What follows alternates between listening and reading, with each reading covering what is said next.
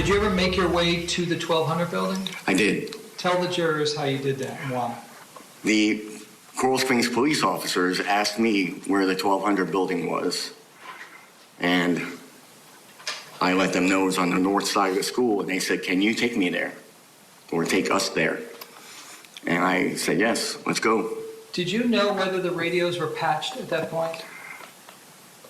I can tell you they were not. How do you know that? Because the stuff that they were hearing on their radio, I wasn't hearing on mine. How did that make you feel in that moment? Like the radio has failed us. Okay, so what's happening during the Parkland school massacre is the sheriff's deputies, one unit that's there, and then the Coral Springs police are there as well. The police are getting all the radio transmissions. The deputies aren't. Scot Peterson is one of the deputies. So one of the points that they're going to make is, hey, all the radio transmissions that were happening, we weren't getting all the information. Scot Peterson wasn't getting all the information. So Julie Janae took a look and a listen to the radio transmissions from that day. Take a listen. We have possible, could be firecrackers. I think we got shots fired. Possible shots fired. 1200 building. 2.5 minutes after the Parkland school shooter began firing his semi-automatic weapon inside of Building 1200, School Resource Officer Scot Peterson arrived on scene by golf cart. Make sure we get some units over here. I need to shoot down Stone Douglas, the intersection. Peterson's police radio transmissions the day of the massacre are being played repeatedly in his trial. Prosecutors say his inaction that day equals child neglect and culpable negligence. You go toward the gunshots. You're trained to go toward those shots, to find that shooter, because every shot could be a death.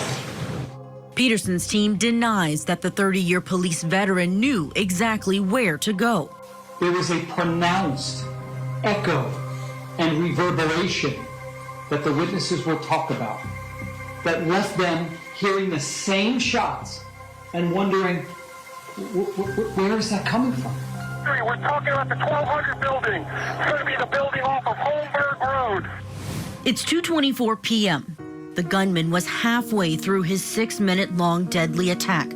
Peterson radioed other arriving officers. We don't have any description yet. We just hear shots, but there appears to be shots fired.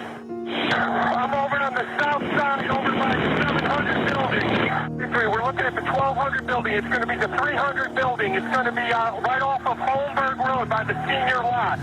He went on his radio during the shooting, while the shooter was actually on the 3rd floor, and yells, shots fired by the football field. Football field. My client's trying to figure out in real time where the shots are coming from. Deputy Kratz is referring to over here, hundreds of yards away, not where the actual shots were coming from. By 2:28 p.m., shooter Nicholas Cruz leaves the 1200 building, blending in with other students. Peterson, stationed on the opposite end of the building, stays outside another 30 minutes, while teachers and students inside hid in horror. I was thinking about, like, where's the help? Where's the cops? Like, how long they're gonna take this for take me out? After 45 minutes, the cops came. Then between 2:28 and 2:45 p.m., some of Peterson's last radio transmissions, the defense says, shows his continuing confusion amid an unthinkable event.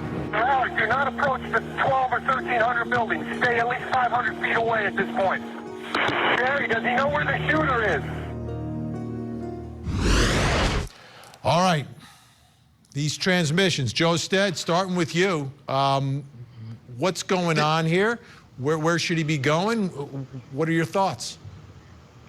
He should be going towards gunfire. Now, let me make sure I make this very clear, right? That I've been in a situation like this, 400 people, my police vehicle got shot up, so it's chaotic. It's extremely chaotic. So I do get and I understand that.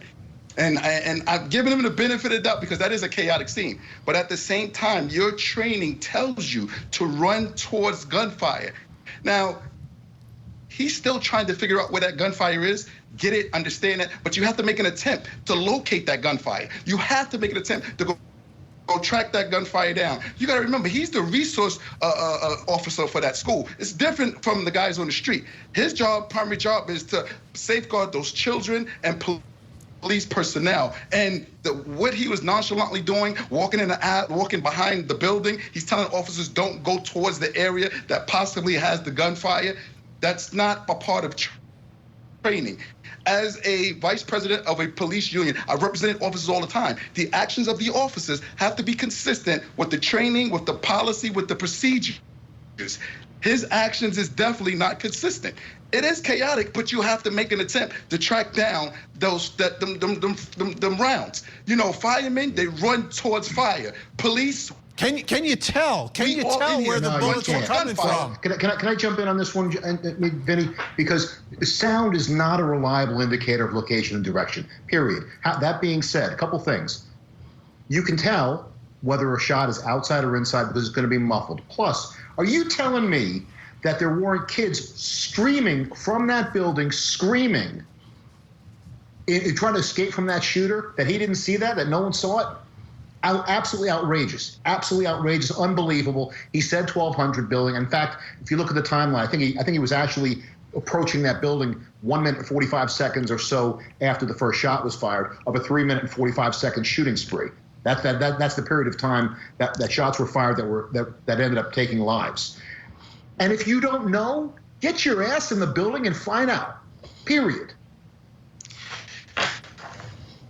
Exactly what he said. I'm going to piggyback on Joe and him. Exactly what he said. He knew exactly where the shots were coming from. He put it over the radio that it was coming from the 1,200 building. And if you didn't know where in the 1,200 building where the shots were coming from, get up off your golf cart, take your gun out, and start looking. That is your job. Your job is to proceed, and engage. And this man did none of that. So, Vinny, 20 years, and I understand what takes place when you're in those situations. He called out that the 1,200 building initially before he arrived. When he gets there, he hears what he hears. I'm certain that after that shooter did what he did on the first floor, probably wasn't anybody coming out. However, what he did know was he was hearing shots. He said the 1,300, the 1,200, stay back, because what he believed was a sniper. And this thing about we run toward gunfire, we do 100%. If we know there's a shooter in that room, that's where I'm going. But if I don't know where he is, and I think he might be a sniper, then there's a better course of action. And here's what Scot Peterson did. He went to the location where he was initially told. He called out on the radio what he knew. He called for the school to be shut down. He radioed to other units and told them, hey, this is where I think it is.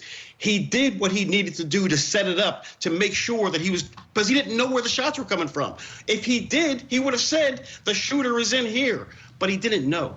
And here's what really, for me, just gets under my skin. I don't know. None of us on the panel know what he was hearing. And I can tell you, when you're in an area where there's shots being fired, because I'm from a city where that happens routinely, where it used to be. I'm not Mr. Mayor, everything is fine now. But I'm from a city where that happened routinely, where shots were fired and you're just not sure where it was. And so you have to proceed cautiously until you figure out where it is, because if not, you're running around putting yourself in the line of fire, and you can't help anybody if you're shot. So before you start running around, I don't believe his story for a second. I believe he came up with the sniper theory after the fact. I don't think he was looking around, seeing puffs of dirt surrounding his position, seeing people running for cover. I think he knew exactly where it was. I think he was understandably stressed and panicked. And by the way, enough. You had Scott Israel on before saying, "But I would have gone in. Who put the guy there? Who put the guy in that school? Put Rambo in the school. Don't put a guy who's 2 minutes away from retirement, who's dead wood. That's what they put in that school. There's enough fault to go around. But I will tell you this. I think in my heart he knew it was in the building, and he never even went in after either. Not one foot in that building. I suppose He's not supposed to go in that building after because it's a crime scene. But here's the thing. It was getting. Yeah, let me do this. Give me a little more. No, sir. Kids in there. No, sir. Peterson, No, sir. Scott Peterson No. had Scott Peterson had 40 Absolutely not. years of law enforcement experience. He probably had more Vinny. time driving forward in a car or backwards in a car than most of us have had driving forward. As a school resource officer, come on. That's right. Listen, That's a honestly, school you know exactly why he was there. You know exactly why management put him in that building because they didn't want him on the street to figure, all right, we're going to stick this guy. That's not true. And by the way, that's not true at all. That is a fact. I know some very competent and capable Yeah, school resource I do. officers. Because there are some jurisdictions where they say correctly, we want Rambo in that school, and there's some jurisdictions that say, we're happy with Don Knotts. I mean, that's just a fact. And I think we all know about hiding That's just people. unfair. Joe, I'll give you the last word in this segment. Look, That's just No, unfair. but back to what we're the all culture of saying. policing, Bring he's back to- exactly right. Officers are put in those schools who can't cut it on the street, and law just not true. enforcement knows that. That's not That true. is true. That is very true, and Dave hit the nail on the head. The rest of the community doesn't know retired that, on but a lot of duty, officers. ROD. That's right.